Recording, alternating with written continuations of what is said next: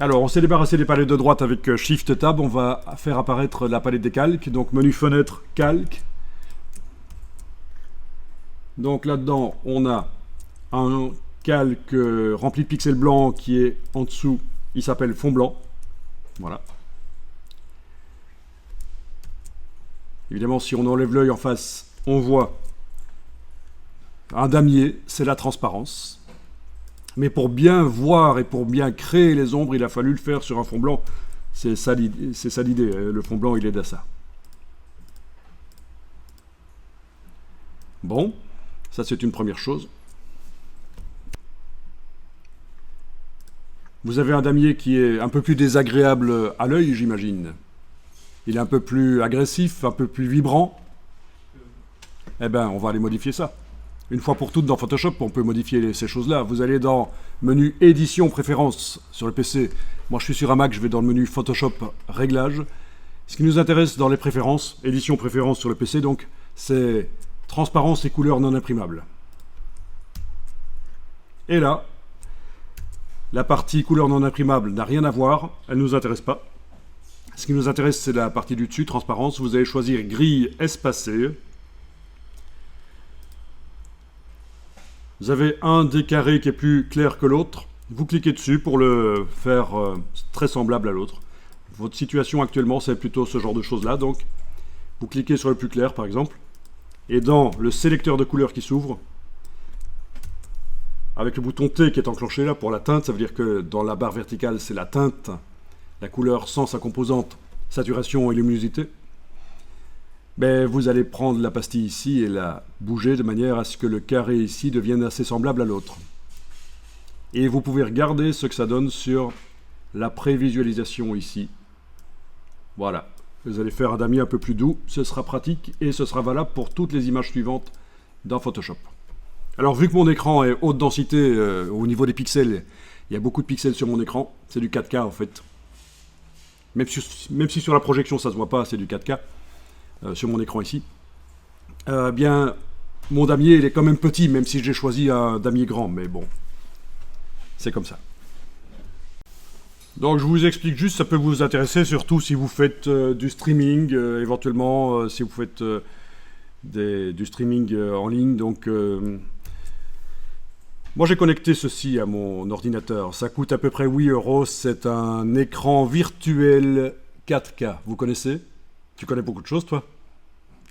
Tu t'intéresses un peu aux choses de l'image et de l'infographie, mais enfin, c'est incroyable.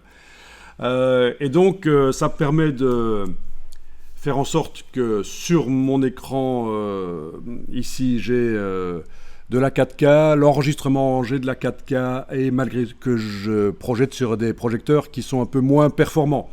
Donc, ça, c'est utilisé pour différentes choses, ça. Notamment par ceux qui font du streaming, ils peuvent comme ça agrandir l'écran, zoomer, ça reste net, ça pixelise pas.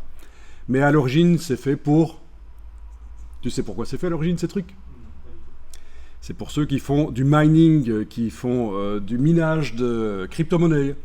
Ils ont plein d'ordinateurs qu'ils ont besoin de piloter. Mais ils les pilotent à distance, par Teams par exemple. Donc, ils n'ont pas besoin de mettre sur chaque ordinateur un écran. C'est un peu gâché, quoi. Donc ils mettent un écran virtuel, ce qui permet à l'ordinateur de, malgré tout, la carte graphique génère une image qui est visible par Teams. Voilà, c'est l'idée. Donc ces petites choses qui permettent d'augmenter, donc de simuler un écran 4K connecté à l'ordinateur, ils servent au départ pour autre chose, en fait. Alors, voyons un peu ça. Est-ce qu'on arrive à déplacer l'entièreté? Je vais réafficher le fond blanc, d'abord, parce que le damier, c'est sympa, mais après quelques temps, ça lasse. Est-ce qu'il est possible de déplacer l'entièreté du groupe ici, en activant le groupe comme ça, et en prenant l'outil de déplacement?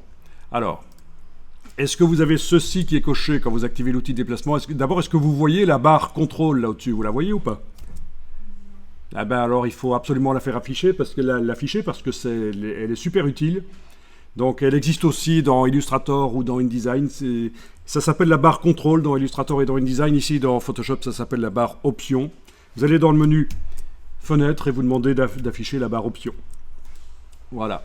Cette barre option, va aller rechercher des choses dans les palettes, en fait. Toutes les palettes du menu fenêtre, ça va rechercher certaines choses en fonction de l'outil qui est activé, en fonction de ce qu'on est en train de faire.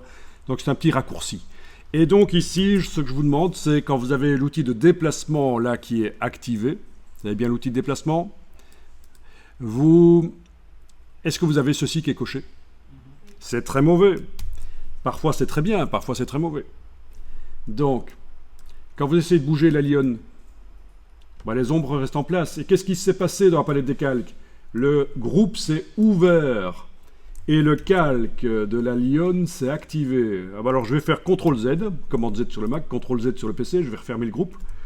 Et si je prenais la lionne par ses ombres,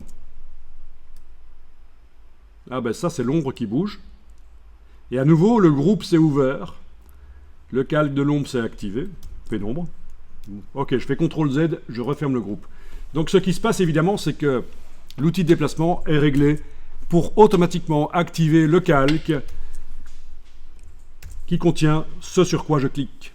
Et dans ce cas-ci, c'est pas bon du tout, parce que je veux déplacer tout le groupe. Donc, on va décocher la sélection automatique, là. Et avec le même outil de déplacement, on déplace maintenant. Le groupe ne s'ouvre pas. C'est bien tout le groupe que je déplace. Il n'y a pas de problème. Parfait. Avec ces ombres.